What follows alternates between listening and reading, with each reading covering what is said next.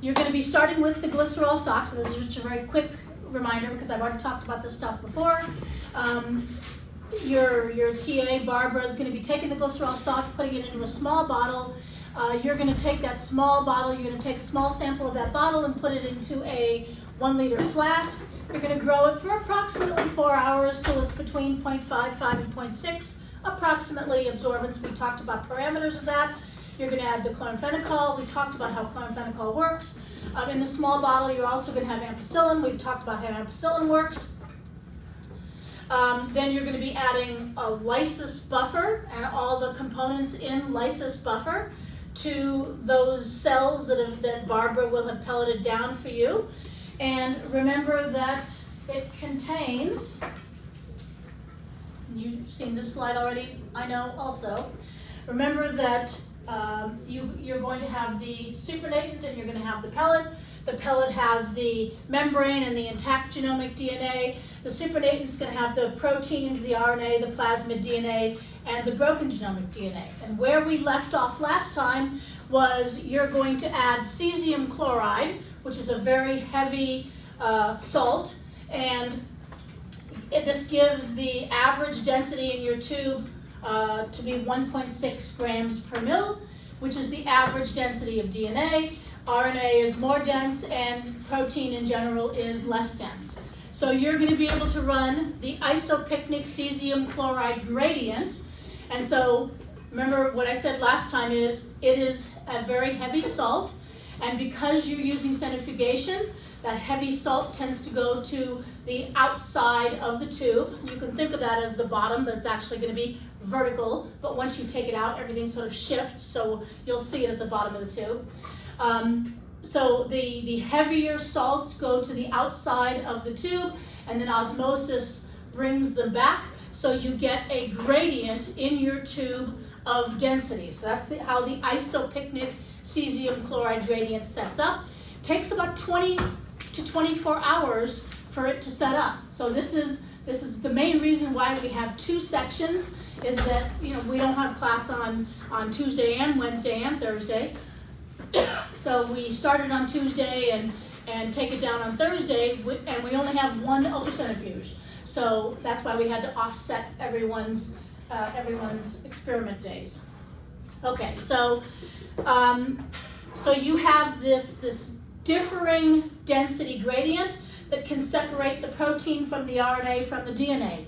But we have a problem. We have two different kinds of DNA. We have plasmid DNA and we have broken genomic DNA. If it's intact genomic DNA, remember it's down with the pellet. So we don't have any intact genomic DNA in our sample. Only broken shorter pieces, but they shorter relative to the length of the entire E. coli genome is still pretty long. They're larger than pieces of plasmid, in other words. And if you have any plasmids that happen to have gotten nicked in their DNA along the way so that they're no longer a covalently closed circle, that can also be separated out with the two different kinds of DNA. So basically, we want to be able to separate our plasmid DNA, plasmid that's present as a covalently closed circle, versus plasmid that's been nicked and just broken genomic DNA. That we want to sequester those things together. So what we're going to do is we're going to add ethidium bromide. Ethidium bromide is a flat, planar molecule that is a very organic molecule and does not like being in an aqueous environment if it has a choice. It will, to a small extent, dissolve into an aqueous solution, but given the choice, it really, really wants to be in an organic environment. Now, when you are doing a prep like this, the organic environments it's going to try to sequester into are proteins, RNA, and DNA. And so proteins have an organic environment, so some of the ethidium bromide is going to bind proteins, and so your proteins will it'll actually sort of make like a little solid ribbon of protein in the tube that because you have it in a vertical tube, and because it's solid, it's the one thing in the tube that does not just shift seamlessly to be top versus bottom. So you may still see this ribbon of solid material, which is your proteins that are complexed with ethidium bromide, and just avoid, when you're trying to extract your band, just avoid that protein ethidium bromide ribbon.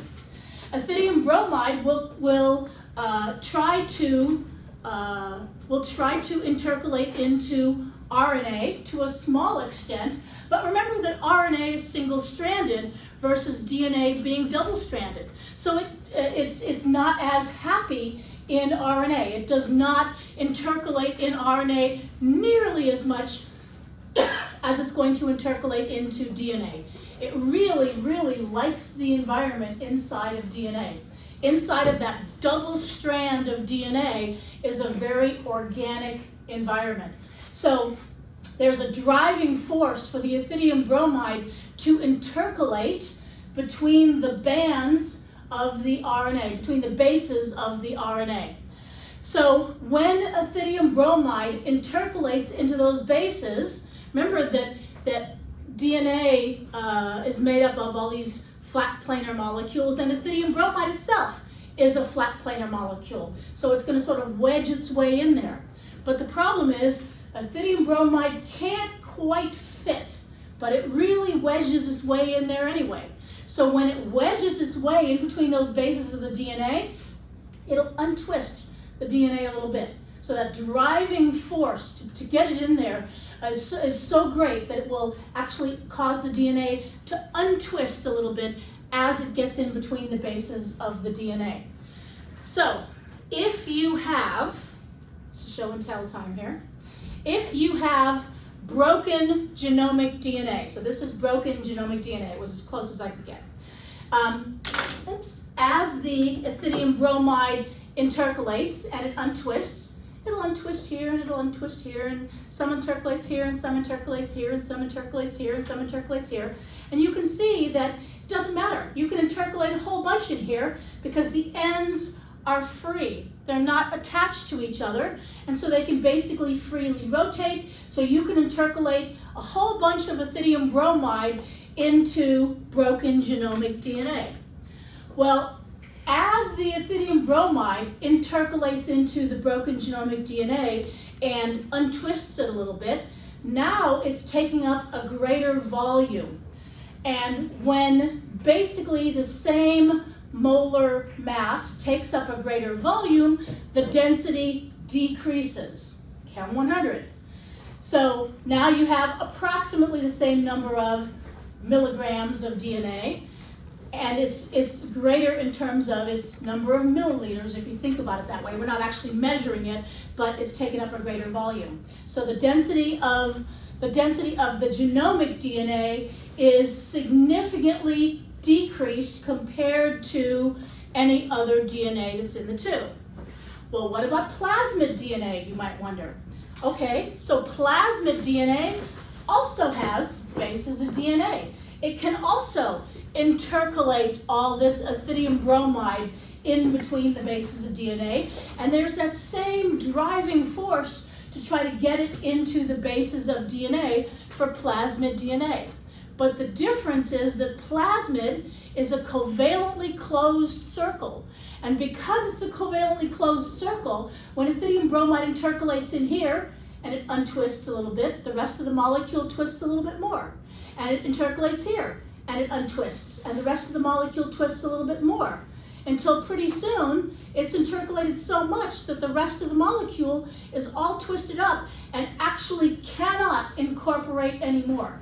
So while broken genomic DNA, because of its free ends, is able to intercalate a lot of ethidium bromide and significantly change the density of that DNA, plasmid DNA, because it's a covalently closed circle with fixed ends, it is not able to incorporate that much ethidium bromide, and the density will only change very, very slightly. So if this is, say, 1.6 right here, plasmid DNA goes up a tiny bit, but genomic DNA goes up a significant difference. And so now, because we've added ethidium bromide to our solution of all of our things, now we're able to separate the genomic DNA and any nicked plasmid DNA, which is no longer a covalently closed circle, from the covalently closed circle plasmid DNA, which is our goal.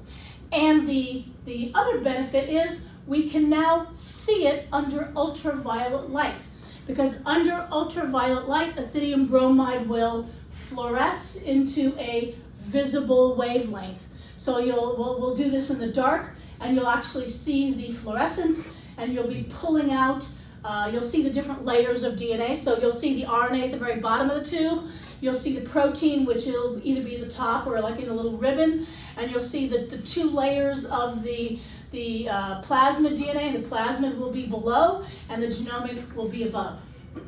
And so we will want to separate out our plasmid DNA. So just as a reminder, it's actually being set up, it's being spun vertically in a vertical rotor.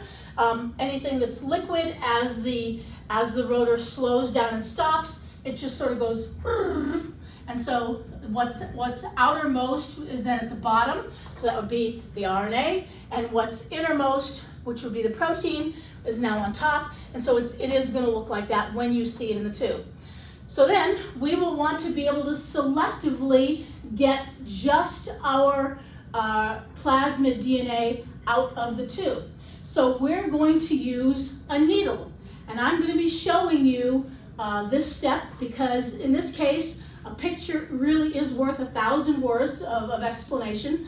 And so basically we're going to have it under ultraviolet light, we're going to see our band, we're going to put the needle in a specific fashion, which I will be showing you, such that the beveled edge of the needle is just below the layer of the plasmid DNA, because it always sucks in from what's right on top of it. So you wouldn't want to, say, put it in the middle of the band, because it's going to be sucking in from right here, and you won't be getting the yield. So you always want it to be hopefully in the center. I drew the picture a little off, but just below the band, and you'll be getting your band of plasmid DNA.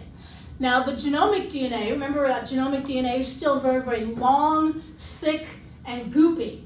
So you'll want to avoid getting any of that genomic DNA in your syringe when you're trying to draw in the plasmid DNA. Sometimes it happens. Sometimes people start to draw in genomic DNA. If that happens, you'll very often sort of see the genomic DNA layer sort of move like that. It'll sort of do what I call the wave. It'll sort of go, as you catch some of the stringy, long tendrils that might be hanging down in odd places in the solution, and you start drawing them in. It's like having a rope with a big old knot in it. You're trying to draw it in, thin string by thin string, but you end up with this knot of DNA basically. When you draw that in, you'll generally notice it'll start to get very, very difficult to draw solution into the syringe. Another reason it might be difficult is when the very beginning, if you accidentally get like a little piece of plastic when you're drilling the syringe through the tube, that can also make it difficult. But that'll be difficult from the get-go, not from like halfway through. And so then when you start bringing in the genomic DNA, you'll be bringing in about 50-50 genomic and plasmid. And so then I'll be reminding you of this. You'll have a choice of, do I continue, do I stop? Because the second spin we're going to do, you will also be able to have a second chance at isolating it. So you're going to be extracting this band. You're going to be putting it into a second tube. And in that second tube, you're also going to be spinning it again, setting up its own gradient, and again, going in with a syringe to extract it a second time. Has anyone in here ever used one of those DNA isolation kits, like from Qiagen or something like that? Yes? Yeah, a couple of you? Okay. So if you look at the original big instruction booklet that came with it, which is probably just online right now, one of the things it traditionally says in there, it says, gets the DNA as clean as 2x cesium chloride. And so that's what this procedure is 2 times cesium chloride gradient. So when you use the QIAGEN kit, it's saying, you know, we have very high quality where we're getting DNA to the same level of clean as doing this procedure. So why does everyone use a QIAGEN kit now instead of doing this procedure? Because it's a lot faster, and it generally will get it as clean as. So we're showing you this technique not because we think you're going to use DNA, not because we think you're going to isolate DNA using this technique, but density gradients are very useful for a number of other things. For example, Dr. Pullman in his lab, when he needed to isolate some silver nanoparticles, he drew in some students from this class who'd done density gradients and who understood how density gradients worked, and he used that to isolate his silver nanoparticles. So basically, remember what we're teaching you in this class is a series of techniques that you can mix and match for other reasons outside of, and we don't ever expect that you'll do this exact procedure to isolate DNA, just as we don't ever expect that you'll truly ever isolate aldolase or do, you know, LD, or need to do LDH kinetics, because frankly LDH is pretty well characterized. But what we're teaching you in this class is a series of procedures that you're going to be able to mix and match because you know the theoretical background behind why you're doing each of these steps, and that's what makes it so useful to people going to work in industry, that you've learned how to think about what you're doing, and that you know the chemical basis for all of these things you're doing, and you know how to troubleshoot your experiments, which is why we have the emphasis on error analysis. So this experiment is just showing you how to run a density gradient, basically. Okay, so after you've done this twice and you've collected your sample for the second time, your DNA has ethidium bromide still intercalated into it. So we need to get that ethidium bromide out of the DNA, because if it's left in the DNA, it's going to eventually nick the DNA. It's putting the DNA under some torsional stress and making it much more likely to become nicked. And we want our DNA to be maintained as a covalently closed circle if at all possible. So you're going to extract the DNA with isoamyl alcohol. Isoamyl alcohol, and you'll remember your organic chemistry class. You did extractions in organic chemistry. Yes, I mean during COVID, hopefully you did something like that still.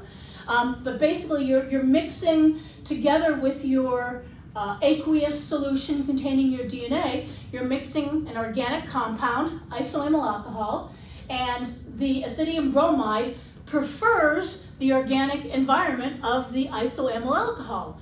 And you just have to vortex it together and then spin to separate the two layers, and you'll see the top layer is pink because now the ethidium bromide has come out of the DNA and gone into the upper organic layer, and then the lower layer, which is the aqueous layer, and contains the DNA, is less pink than it was. And you'll extract at least twice. After you do your second extraction, if your aqueous layer, where your DNA is colorless, you don't have to do a third one. But if you still have some color in your DNA layer, you need to get rid of that ethidium bromide, so then you would do a third extraction. So at least 2, maybe 3 extractions with isoamyl alcohol. And then your DNA is going to be in, maybe 5 mils volume, 2 mils to 5 mils of volume. Well, you need to do a couple things. Currently, it's just out of a cesium chloride gradient, so it has a significant amount of cesium chloride salt in it. Cesium chloride can be an inhibiting factor in later uses of the DNA. If you are trying to do a restriction enzyme digestion, it can inhibit restriction enzyme digestion. If you're trying to take some of your DNA and get it into tissue culture cells, it can impact the tissue culture cells, because basically it's a heavy metal salt, and tissue culture cells and a lot of enzymes don't like that. So we need to do a couple things next. We need to get rid of the cesium in the solution, and we need to get our DNA into a consistent volume where we can measure the concentration of it. So we're going to do two ethanol precipitations of our DNA solution. And the first thing we're going to do is bring it up to a larger volume, and usually rinsing it out with some water from the original tube. So you'd have a tube here where you did the isoamyl alcohol extraction. You're going to take that, dump it into a 50 ml tube, rinse it out with some water so you make sure you're maximizing your yield of your DNA. Dump that into the original tube. Everyone's going to bring it then up to 15 mils just so everyone has a consistent volume. And also because if it's too concentrated, your cesium chloride salt will tend to precipitate out, as well as it tends to precipitate out at extremely cold temperatures like -70. So we're going to be giving it a salt to replace the cesium. Can anybody tell me why DNA might need salt to efficiently precipitate? What's on the backbone of DNA? Phosphate. What's the charge on phosphate? Negative. So it's going to need some cation to be able to precipitate down. Now, if cesium's all it has, sure, it's going to use cesium. But cesium is a very large molecule, and we're going to offer it the substitute of a very small molecule. So we're going to put some sodium acetate in there. And so it prefers the sodium, so it will be better able to precipitate efficiently with sodium than with cesium. And we're also going to add ethanol, which is why it's called ethanol precipitation. And the reason you put ethanol in your DNA is DNA has a minimal solubility, and you guys you had organic chemistry, so you're familiar with like minimal boiling azeotropes and maximum boiling azeotropes and things like that from organic chemistry? Somewhat? Okay. So DNA has minimum solubility at approximately 66 to 70% ethanol. So if you have an aqueous solution and you put in 2 volumes of ethanol, you're basically making it 66% ethanol, and your DNA will precipitate out. Your DNA will precipitate out no matter what temperature it is. It will precipitate out at room temperature, but you can get a little bit better yield by putting it at a cold temperature, an extra couple percent yield by putting it at a cold temperature. But remember I said there's still cesium salt in there, in the solution. It's not with the DNA. The DNA has the sodium with it, but you don't want that cesium to also be precipitating out. We're trying to get rid of that cesium salt. So if you put your DNA solution at -70 or in an ethanol dry ice bath to precipitate out, the cesium is also going to precipitate out, and you can't separate the two. But if you put it only at -20, the cesium will stay in solution, your DNA will precipitate out, including that slightly better yield. It's cold enough to get yourself a better yield of the DNA, but it takes longer. So you put it at -20, you have to put it at -20 at least overnight if you're doing this in lab. If you needed to ever precipitate out your DNA quickly, you stick it into an ethanol dry ice bath, which is what we're going to do the second time. And when you stick it into an ethanol dry ice bath for 20 minutes, boom, you have maximum precipitation. But we can't do that yet because we still have cesium in there. So the first precipitation, we get rid of the cesium and we pour off the solution, and we just have our tiny, tiny little DNA pellet at the bottom. And it will be a very tiny DNA pellet at the bottom. It'll be so small, you're going to be like, I'm not even sure I can see that sometimes. So I'll be showing you how to efficiently pour off your solution. One of the things I say when you have a pellet at the bottom of the tube and you have a solution on top of it, the worst thing in the world you can do is back and forth. You never ever want to do back and forth, because what you're doing is you're dislodging the pellet when you do that. You have to do what I call commit. So you have to just say, keep your eye on the pellet, turn upside down to pour all that solution off, keeping your eye on the pellet. That pellet starts to go anywhere, okay, then you can quickly, turn it right side up, but failing that, as long as that pellet's stuck on the bottom, you need to just commit and pour the solution off. Never ever do this, because guarantee it's going to dislodge your pellet if you are doing that. Okay, so you've added the sodium acetate, you've added the ethanol, and you've gotten your first pellet. Then we're going to reprecipitate out our DNA with cleaner, better ethanol. The first time we're using like 95% ethanol, which has some methanol, organics and stuff like that in it, and that's what we're getting rid of, all that stuff. Then the second time we're going to use really, really high quality 100% ethanol. Those of you who have taken organic chemistry, do you know anything about ethanol and water in terms of a minimum boiling azeotrope? That was weird. Do you know anything about ethanol and water in terms of minimal boiling azeotrope? If you just leave ethanol out open to the air, what percent ethanol does it tend to become? No one? So if you just have ethanol exposed to the air, it tends to become 95% ethanol. It will grab moisture from the air until it is 95% ethanol. So to get 100% ethanol, you can't do a distillation to get 100% ethanol, because it is a minimum boiling azeotrope. So they take their 95% ethanol and they have to add something like dry rite to it to suck all the liquid out of there. So the 100% ethanol has to be specially purchased. It's very expensive, it's very regulated, and average people don't get to purchase it at all. You have to be a school. If I wanted to purchase it, I could not purchase it. You have to have an alcohol license as a school to be able to get the 100% ethanol. And that's because if you drink 100% ethanol, it's going to burn your throat. And I don't mean the nice burn that a nice whiskey does or anything like that. I mean, it'll suck the moisture out of your throat, and you'll actually have like burns in your throat from the 100% ethanol going down.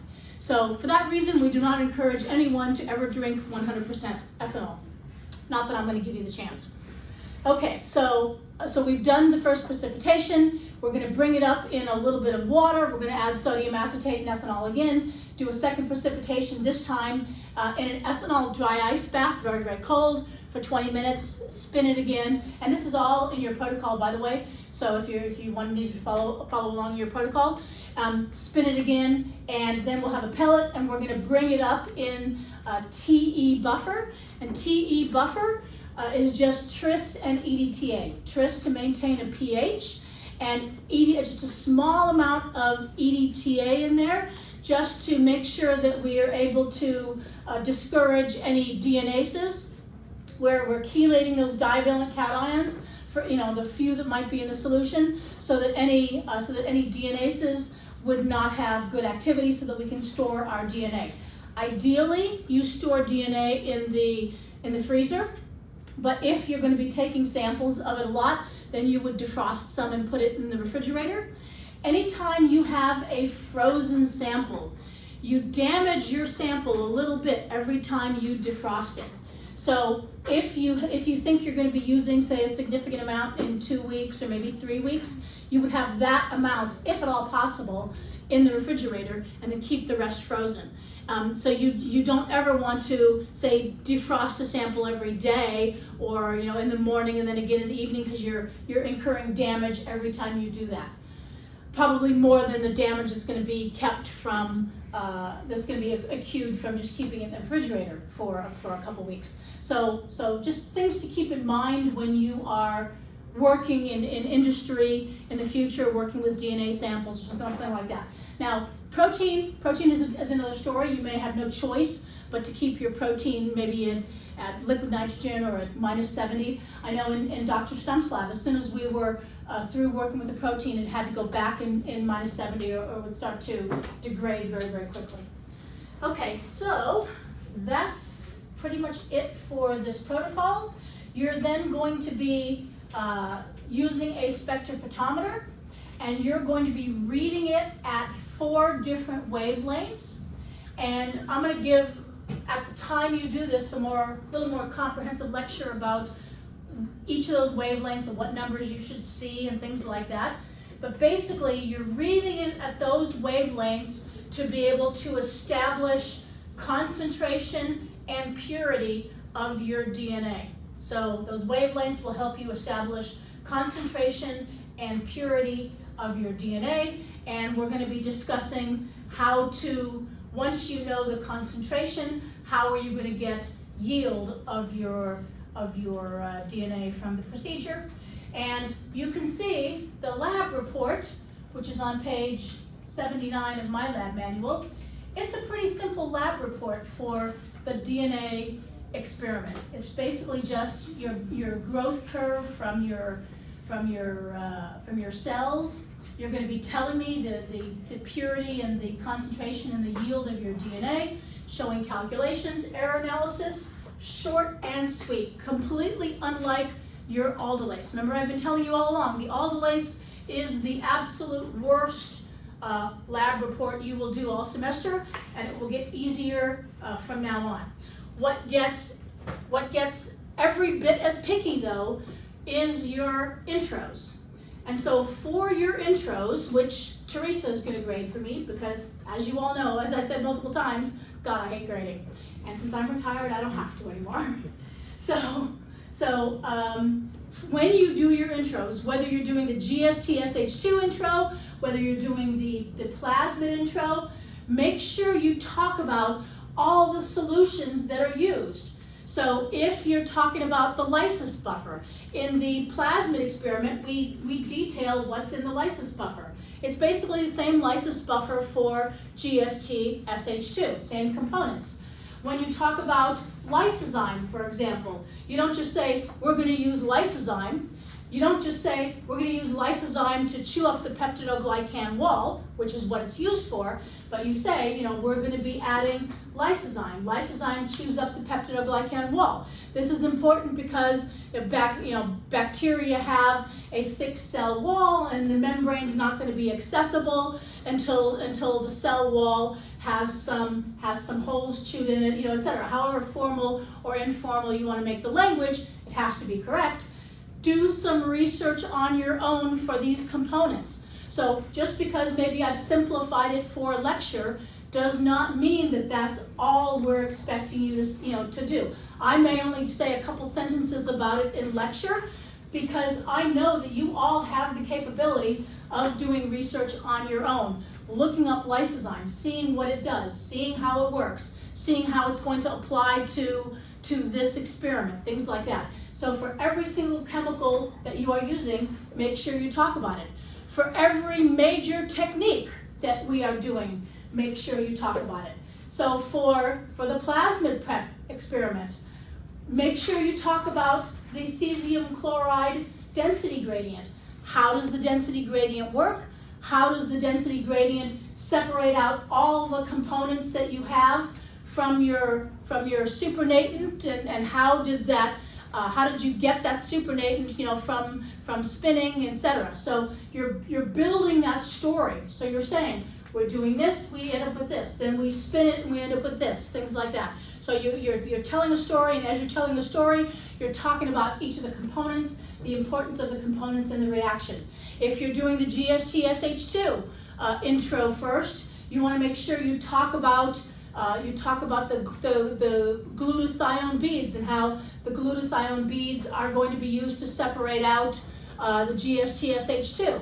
And vice versa for both of you when you're doing the other assignments. So if you're doing plasmid prep first, it doesn't mean you should not be listening to what I'm saying about GST-SH2 either.